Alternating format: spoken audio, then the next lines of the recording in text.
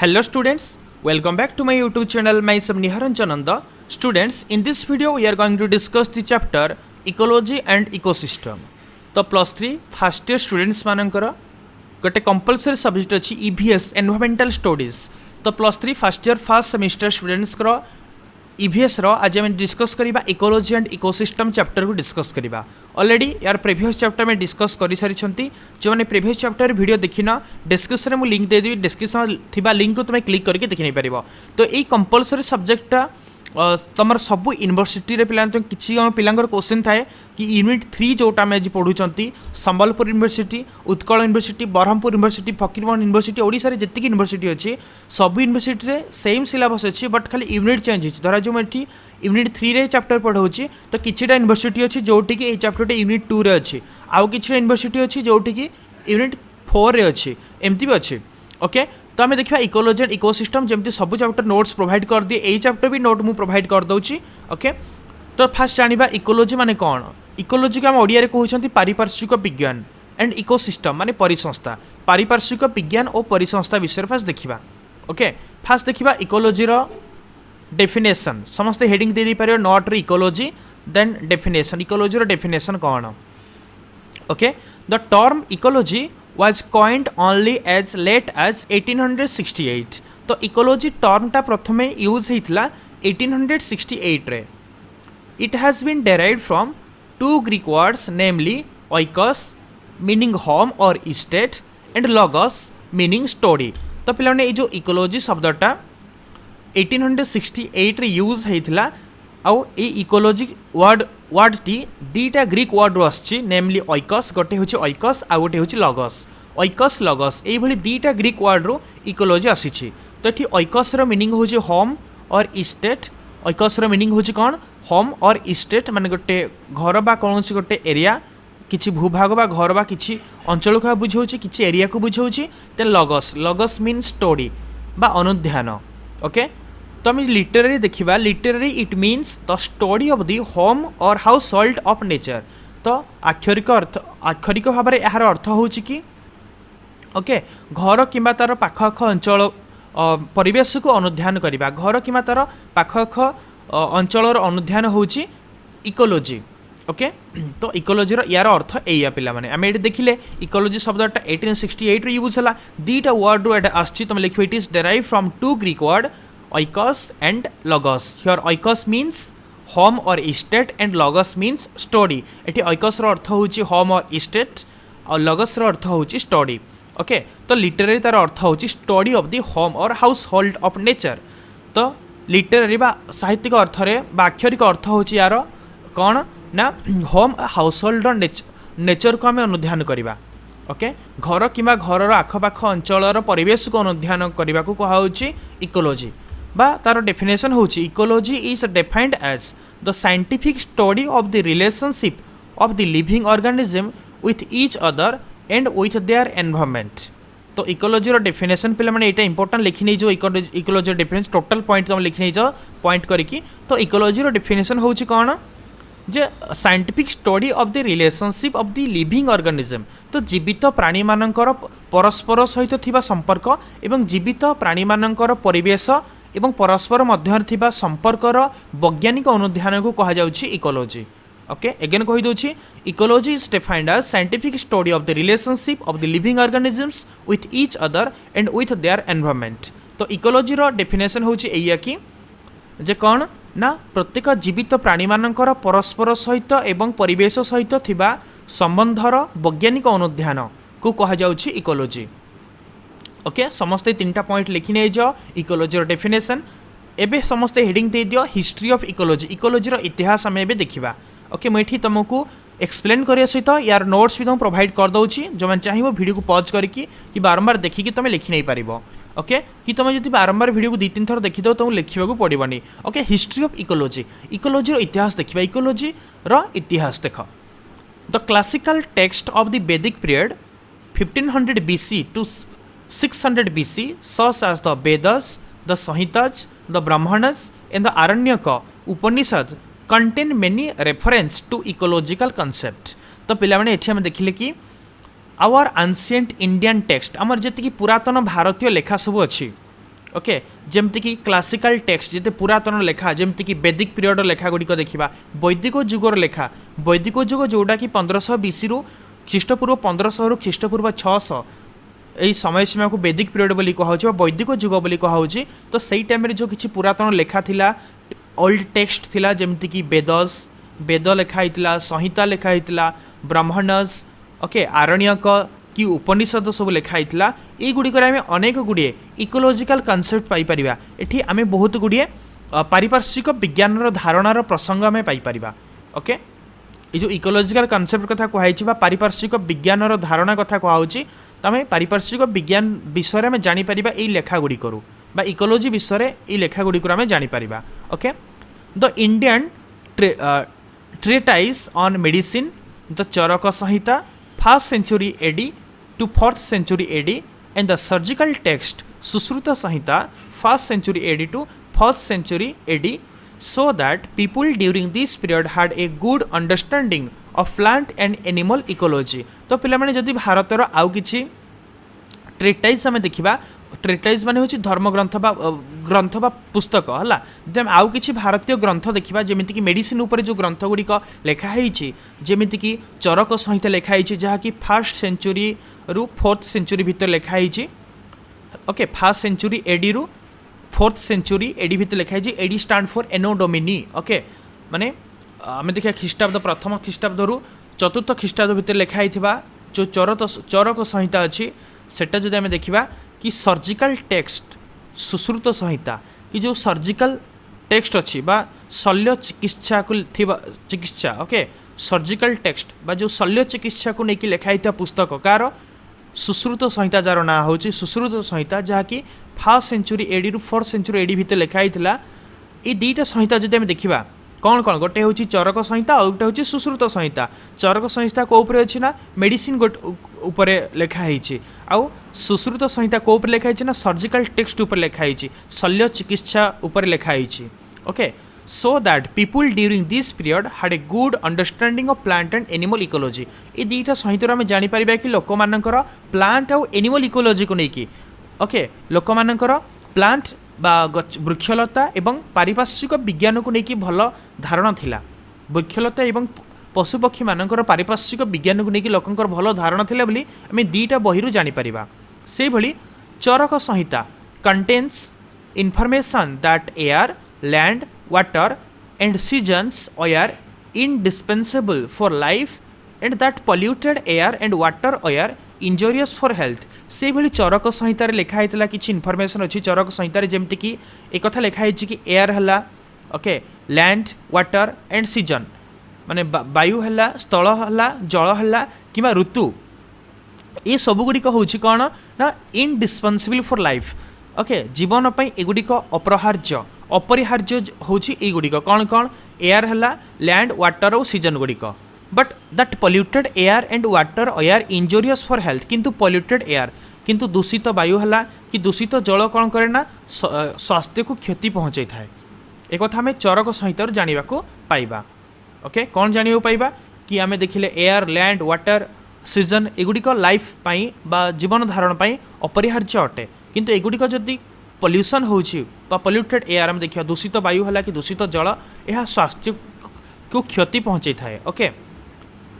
तो तापर नेक्स्ट देखिए आउ कौन कही similarly awareness of ecological issue पे मुझे जहाँ हाइलाइट करी तुम तो नोट रे लिखी नहीं पार युवा ही इंपोर्टेंट जिनस और बाद अननेसेसरी जिनस मुझे कहूनी है तुम्हें देखा ecological issues was prevalent in Europe in the 4th century BC तो इकोलॉजिकल कॉन्सेप्ट भी 4th century BC रे okay BC stand for before Christ okay ख्रीष्टपूर्व 4th शताब्दी रे यूरोप रे इकोलॉजिकल कॉन्सेप्ट इकोलॉजिकल अवेयरनेस बा पारिपार्श्विक विज्ञान संबंधी किसी अवेयरनेस सचेतनता सृष्टि होता कौटी ना यूरोप रे जमती हम देखा कि early Greek philosophers are well aware of the importance of environmental studies तो एनवायरमेंटल स्टडीज को रो इम्पोर्टेंस ओके बा जो आम देखुं एनवायरमेंटल स्टडी कौन सब गुरुत्व रही तार इम्पोर्टेंस कौन रही एक कथा ग्रीक फिलोसोफर माने बुझी सारी बहुत पूर्वर जमीती कि हिपोक्रेट्स है Hippocrates in his work on airs waters and places stress the need for ecological background for medical students। तो जमिति कि हिपोक्रेट्स तांकर गोटे पुस्तक लिखिथिले जार ना थिला on airs waters and places. एही बही रे बा एही पुस्तक रे से ए कथा को नेकी जोर देइथिले कि मेडिकल स्टूडेंट माननकु नेकी इकोलॉजिकल बैकग्राउंड विषय के बा पारिपार्श्विक विज्ञान विषय जोर देकी किछि जिंस लिखिथिले। ओके, आज emphasize the effect of water air and locality on health and diseases in man. एवं से पुस्तक रे से कौन सूचित करथिले ना ही एम्फसाइज से गुरुत्व देइथिले को जिनस उपरे गुरुत्व देइथिले ना वाटर उपरे गुरुत्व देइथिले एयर उपरे गुरुत्व देइथिले एंड लोकालिटी एवं अंचल हला जल वायु एवं अंचल उपरे गुरुत्व देइथिले जहा कि मनुष्यर हेल्थ उपरे प्रभाव पकई थाए कि कौनसी रोगर कारण हेई थाए। ओके, ता उपरे से गुरुत्व देइथिले। सेही भली Aristotle classified animals on the basis of habit and habitat. सेही भली अरिस्टोटल एनिमल्स मानकर क्लासिफिकेशन करथिले, प्राणी माननकु श्रेणी विभाग करथिले केमिति को बेसिस रे हैबिट और हैबिटेट बेसिस रे। ओके, तो कौनसी सेमानक प्रवृत्ति एवं सेमानक प्राकृतिक वासस्थल हैबिट एंड हैबिटेट माने एनिमल्स मानकु तांकर प्रवृत्ति एवं तांकर प्राकृतिक वासस्थल को नेकी अरिस्टोटल एनिमल्स मानकर क्लासिफिकेशन करथिले। ओके, केमिति हैबिट को नेकी बस मानकर हैबिटेट को नेकी एनिमल हैबिटेट को नेकी। ओके, से भली देखिबा Theophrastus. Okay, Theophrastus 370 to 250 BC was the first person to introduce ecological approach long before the term ecology was coined. He studied plant types and forms in relation to altitude, moisture and light exposure। से भली Theophrastus. Okay, Theophrastus जहाँकर जन्म 370 BC रे हेइतिला एवं death 250 BC रे हेइतिला। से एमिति प्रथम व्यक्ति थिले जे कि इकोलॉजिकल अप्रोच बा इकोलॉजी को नेकी आम कहते पारिपार्श्विक विज्ञान को लेकिन से गोटे थ्योरी देइथिले। ओके, तो जितेबाला इकोलॉजी टर्मटा आसी नथिला सेतेबेले मध्य से पारिपार्श्विक विज्ञान संबंधी किछि तथ्य देइथिले। Okay, he studied plant type. से प्लांट टाइप माने वृक्षलतार प्रकार को से अनुध्यान करुथिले, तांकर फॉर्मेशन को संकर गठन को ओके से अनुध्यान करुथिले। Relation to altitude, moisture and light exposure. तो अल्टीट्यूड को लेकिन ओके, अल्टीट्यूड माने कौन उच्चता को लेकिन आउ कौन ना मॉइस्चर को लेकिन आर्द्रता को लेकिन एंड एक्सपोजर लाइट एक्सपोजर एवं आलोकर स्पर्श बा से केते लाइट एक्सपोजर रे रहउछंती से प्लांट्स गुड़िक ताकू नहीं से मानकर संबंध को नहीं से प्लांट मान ऊपर बा वृक्षलता गुड़िक उपर से किछि अनुध्यान करथिले। ओके, तापर फ्रेंच नेचुरालॉजिस्ट हला नेचुरालिस्ट माने जड़े फ्रेंच रे जड़े व्यक्ति थे जहाँ ना थिला कौन ना Georges Buffon. Okay, Georges Buffon जहाँ जन्म होता 1787 रे, डेथ होता 1788 रे। In his book natural history 1756 made a serious attempt to systematize the knowledge concerning the relation of animals to environment. एटी जड़े फ्रेंच नेचुरालिस्ट थिले बा आम जो कहीपर जड़े प्रकृतिविद थिले। फ्रांस जड़े प्रकृतिविद थिले जहाँ ना थिला जॉर्ज बफन। से तांकर गोटे बही लिखिथिले, से बहीर ना थिला नेचुरल हिस्ट्री, जोटा कि से 1756 रे से बहीटा लिखिथिले एवं सेठी से कौन करथिले ना प्रणालीबद्ध करथिले। ओके ओके, से चेष्टा करथिले प्रणालीबद्ध करिया पई the knowledge concerning the relation of animal to environment. Animals मानकर प्राणी मानकर परिवेश सहित थिबा संपर्क संबंधी ज्ञान को से प्रणालीबद्ध करिवार प्रचेष्टा करथिले तांकर बही नेचुरल हिस्ट्री रे। ओके, जो बहीटा कि से 1756 रे लिखिथिले। सेही भली in the early 18th century हला एंटन भान लॉरेनहॉक। तो एंटन भान लॉरेनहॉक अर्ली 18th सेंचुरी कौन करथिले द माइक्रोस्कोपिस्ट, जे कि जो माइक्रोस्कोपिस्ट थिले pioneered the study of food chain and population regulation which have grown into the major areas of modern ecology। तो मॉडर्न इकोलॉजी रे बा आधुनिक पारिपार्श्विक विज्ञान रे केमिति पॉपुलेशन रेगुलेट करे जाय परिबो बा फूड चेन संबंधी खाद्य श्रृंखल फूड चेन हला खाद्य श्रृंखल संबंधी अनुध्यान करथिले कि पॉपुलेशन रेगुलेशन कि जनसंख्या नियंत्रण। ओके, जनसंख्या परिचालना याकू नहीं कि से तांकर अनुध्यान जारी रखी थे। ओके, किए ना एंटन भान लॉरेनहॉक। ओके तापर नेक्स्ट देखिबा हांस writer who in 1868 appears to have coined the term ecology by combining the two Greek words oikos means home and logos means story। तो पिलाने आमे ऊपर पढ़ी कि 1868 रे गोटे न्यू टर्म आसला यूज होता से टर्म था इकोलोजी टर्म यूज होता केबे 1868 रे। तो ये टर्मटा यूज करते किए ना हांस रेटर पिलाने मन रखिए गोटे इंपोर्टाट पार्ट यहाँ हांस रेटर जदि क्वेश्चन आसे who coin the term ecology okay एवं ये इकोलोजी टर्मटा स्टार्ट करथिले आ ये कहिथिले कि ओके दीटा ग्रीक वर्ड को ऐड करथिले गोटे होची ओइकस जार मीनिंग होची होम आउट होची लॉगस जार मीनिंग होची स्टोरी होम स्टोरी ओके बा गृह संबंधी अनुध्यान गृह किंबा तार परिवेश संबंधी अनुध्यान होची इकोलोजी बोली ए टर्मटा स्टार्ट करथिले किए ना हांस राइटर जहाँ केबे ना 1868 रे। However, it was the German biologist Ernest Haeckel who for the first time elaborated the definition of ecology। किंतु इकोलोजी डेफिनेशन टा आउ जने जर्मन बायोलोजिस्ट देइथिले जहाँ को नाम थिला आर्नस्ट हैकेल। एटा तो आमे देखिले हांस राइटर कौन कले ना से जने माने ग्रीक वर्ड जोटा कि इकोलोजीटा केमती दीटा ग्रीक वर्ड रो कॉम्बिनेशन आसीची ए कथा से कहिथिले जे इकोलोजी होची कौन ना ओइकस लॉगस जार मीनिंग होची होम स्टोरी एटा हूँ इकोलोजी बोली कही किए ना हांस राइटर कही 1868 रे किंतु जने जर्मन बायोलोजिस्ट थिले जहाँ ना था आर्नेस्ट हैकेल जे कि प्रथम थर पर इकोलोजी डेफिनेशन देइथिले ओके इकोलोजी डेफिनेशनटा प्रोवाइड करथिले किए ना जर्मन बायोलोजिस्ट क्लियर। तो से एलाबोरेट करथिले इकोलोजिस्ट डेफिनेशन टाकू से कौन करथिले ना प्रांजल भाव इकोलोजी डेफिनेशन से बुझेइथिले आ तांकर डेफिनेशन एया थिला एटा थिला तांकर डेफिनेशन कार हांस सॉरी आर्नेस्ट हैकेलकर पिलानी को तुम नोट डाउन कर नहीं पारिबो इंपोर्टेंट पॉइंट सब गुड़ाक। तो कौन से कही कि फास्ट तुम बुझी नहीं जाओ भिडियोटा बुझी सारा पर तुम फास्ट आउ थे भिडियो को मूलर देखी बुझी बुझी नोट डाउन कर नहीं जाओ okay. The by ecology we mean the body of knowledge concerning the economy of nature, the investigations of the total relation of animal both to its inorganic and to its organic environment। तो ये से कहते कि by ecology we mean the body of knowledge. तो इकोलोजीर अर्थ से या कहते कि इकोलोजीर अर्थ हूँ या कि okay body of knowledge concerning the economy of nature okay. तो ये से कहते कि प्राकृतिक अर्थनीति संबंधी ज्ञान okay the investigation of the total relation of animal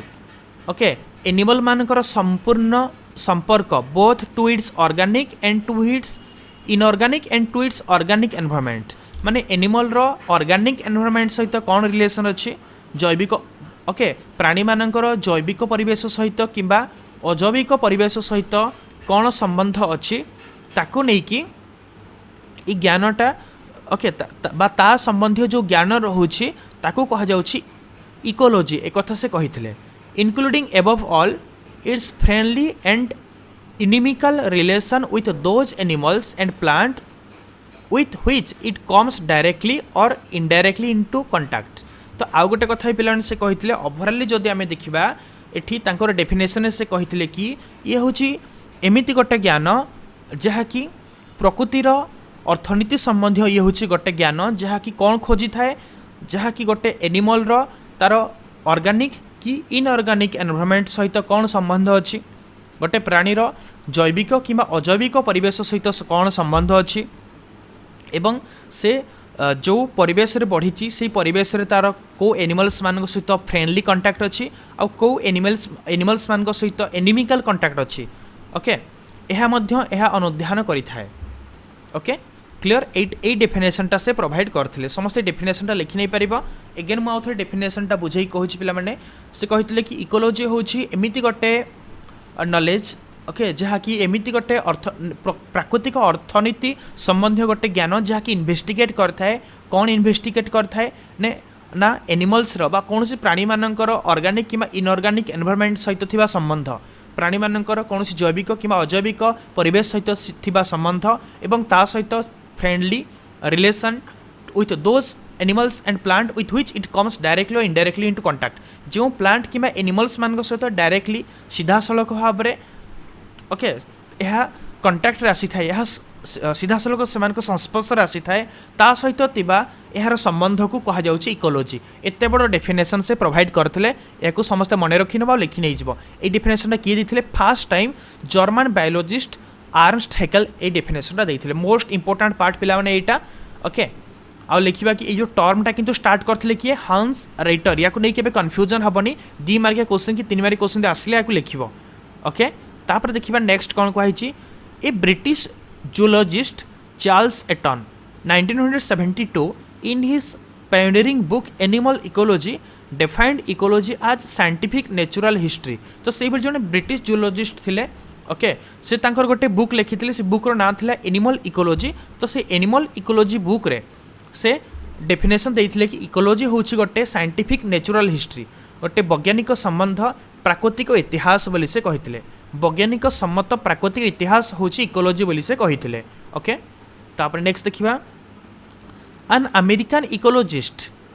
यूजन P Odum 1971 has defined ecology as the study of the structure and function of nature तो से भली आउ जने अमेरिकन इकोलॉजिस्ट थिले से कहिथिले कि इकोलॉजी रो संज्ञा से एमिति कहिथिले इकोलॉजी रो डेफिनेशन होछि एमिति कि the study of the structure and function of nature nature रो स्ट्रक्चर को एवं फंक्शन को प्रकृतिर गठन एवं प्रकृतिर ज्ञानर अनुध्यान होछि इकोलॉजी बोली से कहिथिले कि कहिथिले ना American ecologist okay American ecologist Eugene P Odum एक कथा कहिथिले कि इकोलॉजी रो संज्ञा होछि एया कि कोन ना study of the structure and function of nature प्रकृति ओके प्रकृतिर गठन एवं प्रकृतिर कार्य ओके रो अनुध्यान होछि इकोलॉजी एक कथा कहिथिले किए ना American ecologist Eugene P Odum एक कथा कहिथिले तो समस्त नोट डाउन कर नै परिबो सेही भली पिलाने देखिबा किछि इंटरनेशनल ऑर्गेनाइजेशन तो इकोलॉजी को हमर इकोलॉजी को नै किछि इंटरनेशनल ऑर्गेनाइजेशन मध्ये काम करूछन जेमिति कि international biological program IBP was launched 1964 to 1974 तो पिलाने गोटे आईबीपी प्रोग्राम माने कहउछन्ती international biological program most important point तमर शॉर्ट टाइप पई बहुत इंपोर्टेंट पिलाने एटा समस्त मन भलो की पढि निजबा गोटे इंपोर्टेंट पॉइंट एटा ओके गोटे इंटरनेशनल बायोलॉजिकल प्रोग्राम बा ताको आईबीपी बोली कहउछन्ती जो आसे what is the full form of IBP भी तो मोस्ट गोटे इंपोर्टेंट क्वेश्चन तब एग्जाम रे आसीबो पिला माने तो इंटरनेशनल बायोलॉजिकल प्रोग्राम जोटा कि लॉन्च हेतिला 1964 रु 1974 भितरे with a focus on the biological basis of productivity of human welfare okay जोटा कि को आधार रे एटा कोन पई लॉन्च हेतिला ए प्रोग्रामटा ना ए प्रोग्राम रे पिला माने एक कथा लिखा हेतिला को ऊपर फोकस करा हेतिला ना biological basis of productivity and human welfare एठी ह्यूमन वेलफेयर एवं मनुष्य मानकर जो बायोलॉजिकल प्रोडक्टिविटी अछि ओके तो जो प्रोडक्टिविटी माने कोन उत्पादन शक्ति बा उत्पादन क्षमता जो रोचे मनुष्य मानकर जैविक उत्पादन क्षमता एवं मनुष्य मानकर कल्याण बा मानव कल्याण को लेकिन यही आईबीपी लॉन्च होता इंटरनेशनल बायोलॉजिकल प्रोग्राम लॉन्च करा जाइथिला केबे 1964 1974 भितर क्लियर एटा मन रखिबो जदि क्वेश्चन आसे why was the international biological programme launched by why was IBP launched कि जदि आसे एमती भी आसे what is the full form of IBP and why why it was launched एमती भी 2 मार्क क्वेश्चन है तुम लिखिबो कि the full form of IBP is international biological program IBP रो फुल फॉर्म होची international biological program and it was launched in between 1964 to 1974 याकू launch कराइथिला 1964 और 1974 भितरे कोथि पई लॉन्च कराइथिला ना with a focus on the biological basis of productivity and human welfare याकू मानव कल्याण एवं कौन ना जैविक उत्पादन सामर्थ्यता को लेकिन ओके जैविक उत्पादन क्षमता एवं मानव कल्याण उपर फोकस रखिकी यहाँ लॉन्च करा जाइथिला क्लियर तापरे एठी आउ कौन थिला ना under the aegis of this program productivity of different terrestrial and aquatic ecosystem was evaluated तो एठी कौन करा जाइथिला ना प्रोडक्टिविटी बा उत्पादन क्षमता को मानकर टेरेस्ट्रियल माने होची स्थलभाग इकोसिस्टम ओके बा स्थलभागर पारिपार्श्विक विज्ञान एवं जलभागर पारिपार्श्विक विज्ञान को लेकिन एठी मूल्यांकन करा जाइथिला apart from the studies of human adaptability ता सहित ह्यूमन एडाप्टेबिलिटी मानव उपयोगिता को छाड़ीदे ये आउ कौन डिस्कस कराई ना conservation of ecosystem okay ecosystem संरक्षण बुझी माने परिसंस्थार संरक्षण and the use of biological resources एवं केमिति जैविक संपदर व्यवहार करा जाय परिबो से विषय एठी ई प्रोग्राम से जिनस को लेकिन एठी मूल्यांकन करा जायथिला ओके तापर देखियो आउ कोन अछि ecological studies are now increasingly geared to promote conservation and rational utilization of natural resources through international effort तो पिलाने इकोलॉजिकल स्टडीज एबे इकोलॉजी को लेकिन जो स्टडी रोची परिपार्श्विक विज्ञान को लेकिन जो अनुध्यान रोची तो परिपार्श्विक विज्ञान को लेकिन अनुध्यान गुड़िक एवं कंजर्वेशन उपर अधिक गुरुत्व दिखाई संरक्षण उपर अधिक गुरुत्व दिखाई केमती रैशनाली यूटिलाइज करा जाय परिबो रैशनल यूटिलाइजेशन बा जुक्तियुक्त भाव में व्यवहार करा जाय परिबो एही प्राकृतिक संपद को ता उपरे प्रचेष्टा जारी रही जेमिति सच एज एटा पिलाने मन रखिबो what are the major efforts by the international organization for the ecological conservation and rational utilization of nature resources जदि क्वेश्चन आसिला पिला माने क्वेश्चन तुम एग्जाम रे एमिति आसी पारे what are the efforts of the international organisation on the ecological conservation and its rational utilisation तो लिखिबो तुम याकू माने अंतर्जातीय प्रचेष्टा कौन रही यार कंजर्वेशन को लेकिन यार संरक्षण को लेकिन एवं यार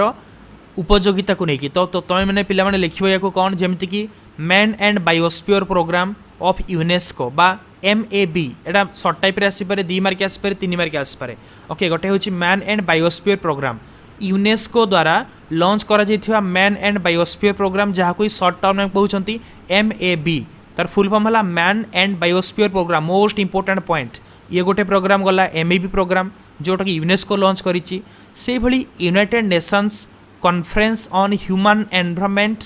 हेल्ड एट स्टॉकहोम इन 1972 से भली 1972 रे यूनाइटेड नेशन द्वारा बा जातिसंघ द्वारा जो कॉन्फ्रेंस गोटे थिला कॉन्फ्रेंस ऑन ह्यूमन एनवायरनमेंट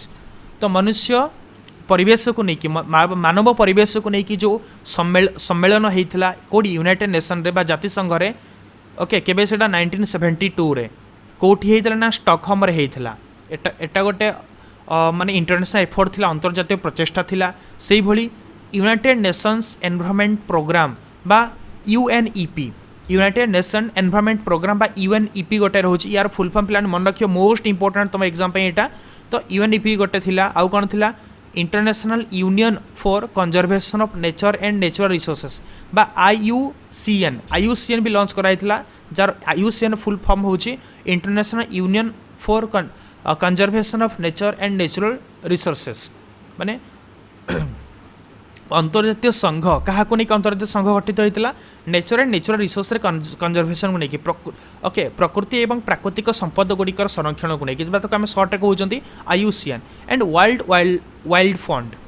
गोटे वर्ल्ड वाइल्ड लाइफ फंड बा WWF युड़िक हूँ कि इंटरनेशनल एफर्ट बा अंतर्जातीय प्रचेष्टा जहाँकि इकोलॉजिकल कंजर्वेशन को लेकिन बा ecological conservation and its rational utilisation को लेकिन ये सब इंटरनेशनल एफर्ट कराई अंतर्जातीय प्रचेष्टा करा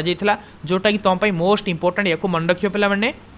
एक समस्त नोट करनी कि वीडियो को 2-3 थर देखिए मन रखी नहीं जाओ तापर सब डिविजन्स ऑफ इकोलॉजी इकोलॉजी कौन सब डिविजन रोचे इकोलॉजी केते प्रकार सब रोचे जो देखा इकोलॉजी बेसिकली 3 कैटेगरी इकोलॉजी रोचे ओके देयर आर तापर समस्त हेडिंग दे दियो सब डिविजन ऑफ इकोलॉजी बा इकोलॉजी प्रकार भेद मैं देखा इकोलॉजी केते टाइप रो अछि तुम लिखिबो कि there are 3 types of ecology or 3 main divisions of ecology ecology 3टी मेन डिविजन रोची गोटे होची ऑटो इकोलॉजी आउटे होची साइनिकोलॉजी आउटे होची हैबिटेट इकोलॉजी गोटे हला ऑटेकोलॉजी आ गोटे होची साइनिकोलॉजी आउटे होची हैबिटेट इकोलॉजी हला मैं वन बाय वन डिस्कस करबा समस्त लिखिनियो ecology is categorized into 3 part गोटे होची कि there are 3 categories of ecology or there are 3 divisions of ecology जेमति कि autecology synecology and habitat ecology एमति 3टा पार्ट लिखि दियो there are 3 divisions of ecology गोटे हला ऑटेकोलॉजी सिनेकोलॉजी एंड हैबिटेटोलॉजी एबे देखिबा ऑटेकोलॉजी कोन तो पिलाने एठी तो डायग्राम रे देखि पारुथबो जे इकोलॉजी को तीनटा डिविजन डिवाइड कराई गोटे हूँ ऑटोइकोलॉजी ऑटोइकोलॉजी कौन study of the ecology of an individual in relation to environment okay तो ऑटोइकोलॉजी हूँ इकोलॉजी अनुधान बा पारिपार्श्विक विज्ञान अनुधान क्या ना कौन व्यक्ति एवं गोटे व्यक्तिर परिवेश सहित थिबा संबंध को लेकिन अनुधान ओके गोटे व्यक्तिर परिवेश सहित थिबा संबंधर अनुधानमूलक पारिपार्श्विक विज्ञान को कहा जाउछि ऑटोइकोलॉजी से भली सैनिकोलॉजी कौन ना सैनिकोलॉजी हूँ study of the ecology of groups or communities in relation to their environment okay किछि ग्रुप किंबा किछि कम्युनिटीर अनुधान बा कौन किछि ग्रुप बा कौन गोष्ठी अछंती ओके किछि दल किंबा कौन गोष्ठीर परिवेश सहित थिबा संबंधर अनुधान को कहा जाउछि सैनिकोलॉजी से भली हैबिटेट इकोलॉजी कौन ना हैबिटेट इकोलॉजी होची descriptive study of both the organization and the kind of the environment or habitat where organisms live okay तो study of both the organism and the kind of the environment माने उभय प्राणी माने एवं प्राणी माने जो प्रकार परिवेश रहउछंती बा जहाँ आम हैबिटेट बोली कहते ओके एनिमल्स माने हुंतु बा कौन प्राणी माने किंबा से माने जो हैबिटेट रहउछंती ओके बा जो प्राकृतिक तांका वासस्थान रहउछि एनिमल्स एवं तांका प्राकृतिक वासस्थान को नेकी थिबा अनुधान को कहा जाउछि हैबिटेट इकोलॉजी बोली कहा जाउछि माने एनिमल्स ऑर्गेनिजम्स माने जोठी रहउछंती ओके बा एवं तांकर जो प्रकार एनवायरनमेंट रहउछि बा परिवेश रहउछि जो हैबिटेट रे से माने रहउछंती बा जो प्राकृतिक वासस्थान रे से माने रहउछंती तार अनुधान होछि हैबिटेट इकोलॉजी तो हैबिटेट माने कौन हैबिटेट माने होछि प्राकृतिक वासस्थली ओके ओडिया में यदि कहबा तो तार डेफिनेशन आई थिंक समस्त बुझी जाइए अधिक एक्सप्लेन करिया पड़ी मुझे ओडिया एक्सप्लेन कौन पे करुँची जेहेतु अधिकांश स्टूडेंट्स ये अच्छा जो मानकर ओडिया मीडियम बैकग्राउंड अच्छा से बहुत जन पिलांकर कहवा अनुसार मुझे बहुत ओडिया एक्सप्लेन करने ट्राए करुँच पे सो एगेन पुणी पे देखिले 3 कैटेगरी है गोटे है ऑटोइकोलॉजी आउ गोटे हूँ साइनिकोलॉजी गोटे हैबिटेट इकोलॉजी तो ऑटोइकोलॉजी पुणी एगेन 2टा कैटेगरी डिवाइड कराई आम ऑटोइकोलॉजी डेफिनेशन देखिले कौन ना study of the ecology of an individual in relation to the environment गोटे व्यक्तिर तार परिवेश सहित थिबा संपर्कर अनुधान होउची ऑटोइकोलॉजी तो ऑटोइकोलॉजी को 2टा भाग में विभक्त कराई गोटे होउची ऑटोइकोलॉजी ऑफ ए स्पेसीज गोटे गोटे प्रजातिर ऑटोइकोलॉजी आ गोटे होउची पॉपुलेशन इकोलॉजी आ गोटे होउची पॉपुलेशन इकोलॉजी ओके ता माने स्टडी ऑफ इंडिविजुअल स्पेसीज किछि इंडिविजुअल स्पेसीज बा कोनोसी पर्टिकुलर स्पेसीज को नै कि जता हम अनुधान कले ता कहउची ऑटोइकोलॉजी ओके निर्दिष्ट स्पेसीज माने कौन प्रजाति कौन सी निर्दिष्ट प्रजाति को लेकिन जब आम अनुधान करूँगी तागला ऑटोइकोलॉजी से भली study of individual of A given species okay कौन सी दि जाइथिबा गोटे स्पेसीज माने विभिन्न स्पेसीज बा विभिन्न प्रजाति भितर थिबा पर्टिकुलारली जब आम अनुधान करूँगी इंडिविजुअल जब आम अनुधान करूँगी तेबे ताऊ कहगला पॉपुलेशन इकोलॉजी तो 2टा इकोलॉजी देखिले गोटे है ऑटोइकोलॉजी आई थिंक तुम किसी डाउट रही जाउथबो एगेन पिलाने आउथरे एक्सप्लेन करूछि आमे देखिले कि ऑटोइकोलॉजी होछि कौन ना कौन सी इंडिविजुअल रो एनवायरनमेंट सहित थिबा रिलेशन ओके कौन सी पर्टिकुलर व्यक्तिर आमे जदि कहि परिबा कौन सी व्यक्तिर जदि बा कौन सी निर्दिष्ट जिनिसर परिवेश सहित थिबा संबंध को आमे कहउछंती ऑटोइकोलॉजी ऑटोइकोलॉजी हला 2 कैटेगरी गोटे होछि ऑटोइकोलॉजी ऑफ ए स्पेसीज गोटे हूँ गोटे स्पेसीस ऑटोइकोलॉजी माने गोटे प्रजाति को लेकिन कहगला ताने स्टडी ऑफ इंडिविजुअल स्पेसीस आम इंडिविजुअली प्रत्येक स्पेसीस विषय जब पढ़ा प्रजाति विषय पढ़ा आम धर जो गोटे प्रजाति है कैटेगरी ए प्रजाति विषय पढ़ले पुणी कैटेगरी बी स्पेसीस विषय पढ़ा पुणी कैटेगरी सी स्पेसीस विषय पढ़ा तो अलग अलग कैटेगरी को लेकिन जब अनुधान कले तो से अनुधान से स्टडी को कह जाउछि ऑटोइकोलॉजी ऑफ स्पेसीस बोली कहाउछि ओके तो यार सेकेंड पार्ट जोटा पॉपुलेशन इकोलॉजी कौन पॉपुलेशन इकोलॉजी हूँ कौन study of individual of A given species माने जदि गोटे पर्टिकुलर स्पेसीज अच्छी गोटे पर्टिकुलर निर्दिष्ट प्रजाति अच्छी तो सेही प्रजाति भितर जो इंडिविजुअल बा जो पार्ट सब अच्छी तार अनुधान होची पॉपुलेशन इकोलॉजी फॉर एग्जांपल जमती मुझे कहली एटा species a species B species सी आम स्पेसीज जदि पढ़ले से ऑटोइकोलॉजी किंतु से स्पेसीज भितर कौन सब पर्टिकुलर जिनिस रही जदि आम स्टडी कले कह जाउछि पॉपुलेशन इकोलॉजी ओके तो से भाई पिला माने एबे देखिए एगेन अच्छी साइनिकोलॉजी पुणी 2 कैटेगरी डिवाइड कराई साइनिकोलॉजी कौन मुझे कही किसी गोष्ठी कि कौन दल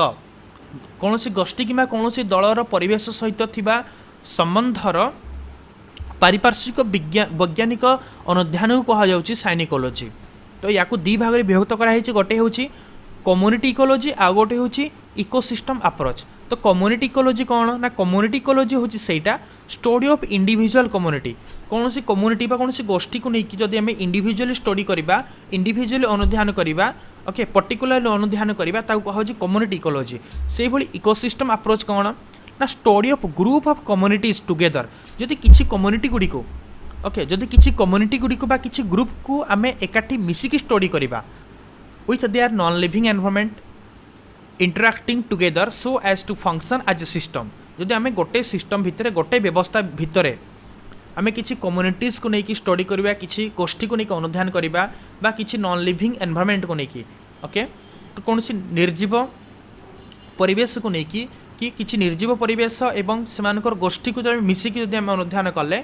बा तार स्टोरी को कहा जाउछि इकोसिस्टम अप्रोच। तो छाड़ एटा आम देखिले कि पिलाने जहाँ कहा ता स्ट्रक्चर आम देखिले ये कोड़ा केतेटा कैटेगरी अच्छी आर सब सेटा सब डिवाइड होगी केतेटा कैटेगरी डिवाइड होगी अच्छी सेटा भी आम देखिले। एबे आम पर्टिकुलरली तुम नोट्रे कौन लिखब नोट्रे पिलाने कौन लिखब देख मुझे हाइलाइट कर देछि। एटा फास्ट लिखब सब डिविजन ऑफ इकोलॉजी नहीं कि तुम लिखिदेव कि इकोलॉजी हूँ 3 कैटेगरी गोटे हूँ ऑटेकोलॉजी आ गोटे हूँ सेनेकोलॉजी आ गोटे हैबिटेट इकोलॉजी देन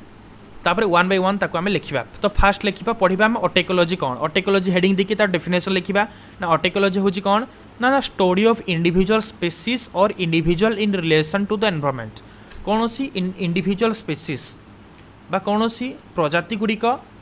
कि से प्रजाति भितर थिबा इंडिविजुअल्स गुड़िकर स्टडी बा अनुध्यान को आमे कहउछन्ते ऑटेकोलॉजी जोटा ऑलरेडी मु एक्सप्लेन कले एटा तुम लिखि नै जिवो। एटा लिखि साला पर पुनी लिखिबो कि there are 2 approaches of autecology.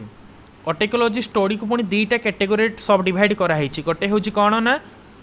ऑटेकोलॉजी of species आ गोटे हूँ population ecology. Okay autecology of species कौन here individual species are study जोटी इंडिविजुअली आम स्पेसीज गुड़ी विषय अनुध्यान करवा स्टडी करवा। ओके आ पॉपुलेशन इकोलॉजी कौन here individuals of the same species are studied से सेम स्पेसीस से समान प्रजातिर भितर कौन सब इंडिविजुअल पार्टिकल रोचे इंडिविजुअल जिनस रोचे ताको स्टडी करवा। यहाँ हूँ पॉपुलेशन इकोलॉजी। से भली साइनिकोलॉजी एटा फास्ट समस्त देदेव मुझे जोटा हाइलाइट कर लिखी नहीं ये हूँ तार डेफिनेशन पुणी लिखिदेव कि इट इज अगेन सब डिवाइड इनटू 2 कैटेगरी माने एटा अगेन 2टा कैटेगरी सब डिवाइड होती गोटे हूँ ऑटेकोलॉजी ऑफ स्पेसीज आ गोटे हूँ पॉपुलेशन इकोलॉजी जोटा आम ऊपर पढ़िले ए 2टा लिखिकी तुम गार देखिए लिखि नहीं पार सब डिविजन तार। ओके तो फास्ट ऑटेकोलॉजी देन सेकेंड आसला साइनिकोलॉजी। साइनिकोलॉजी कौन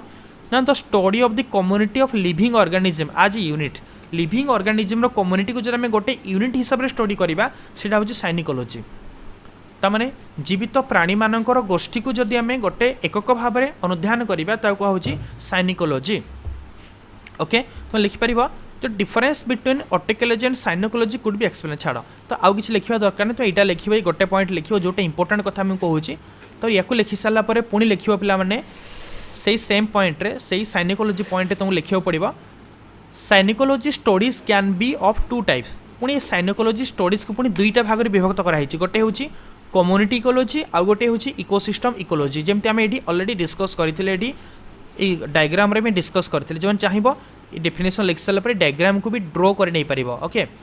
बहुत इंपोर्टेंट तुम यहाँ तो साइनिकोलॉजी स्टडी है अगेन 2 कैटेगरी डिवाइड कराई गोटे हूँ कम्युनिटी इकोलॉजी आ गोटे हूँ इकोसिस्टम इकोलॉजी। तो कम्युनिटी इकोलॉजी कौन ना community ecology is concerned with the study of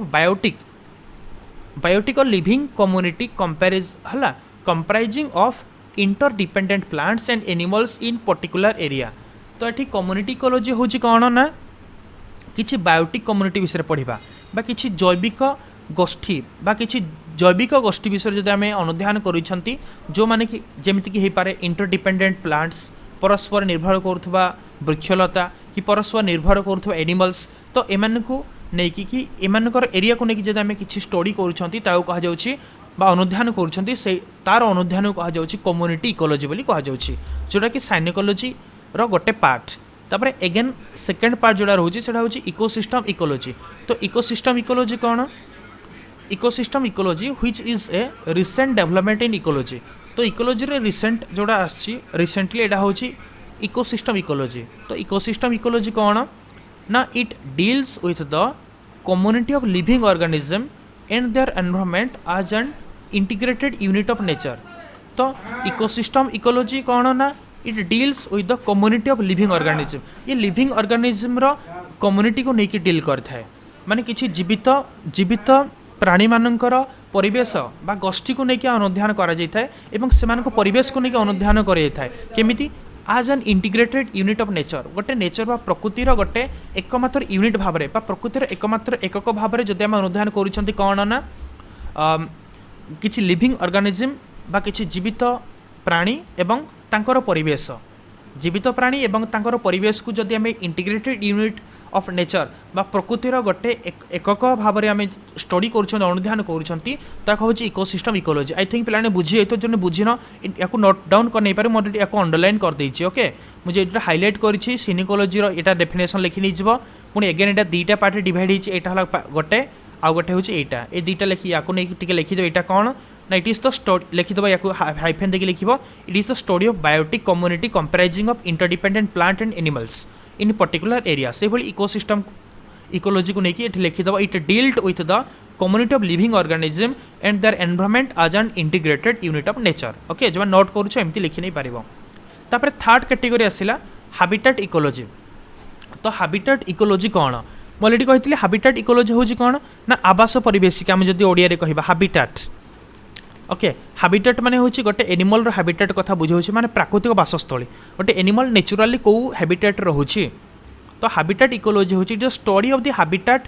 और environment of organism and its effect on organism. तो हैबिटेट इकोलॉजी होची स्टडी ऑफ हैबिटेट ऑफ और एनवायरनमेंट ऑफ ऑर्गेनिज्म जे प्राणी मानकर परिवेश बा प्राणी मानक प्राकृतिक वासस्थलर अनुध्यान होची हैबिटेट इकोलॉजी एवं ताहार से प्राकृतिक वासस्थलर बा सही परिवेशर एनिमल उपरे बा प्राणी उपरे कौन प्रभाव पड़ुछि तार अनुध्यान होची हैबिटेट इकोलॉजी। एगेन आउ थे कहि दोछि पिला माने हैबिटेट इकोलॉजी होची सेटा। तो हैबिटेट इकोलॉजी होची कौन से प्राणी मानकर परिवेश ओके कौन से प्राणी मानक परिवेश उपरे थिबा प्रभाव एवं कौन से प्राणी मानकर प्राणी मानक उपरे पड़ुथिबा परिवेश प्रभावर स्टडीटा होची हैबिटेट इकोलॉजी। तो in this approach different type of habitat such as आम देखिए विभिन्न प्रकार हैबिटेट अच्छी जमीती कि टेरेस्ट्रियल हैबिटेट अच्छी स्थल भाग।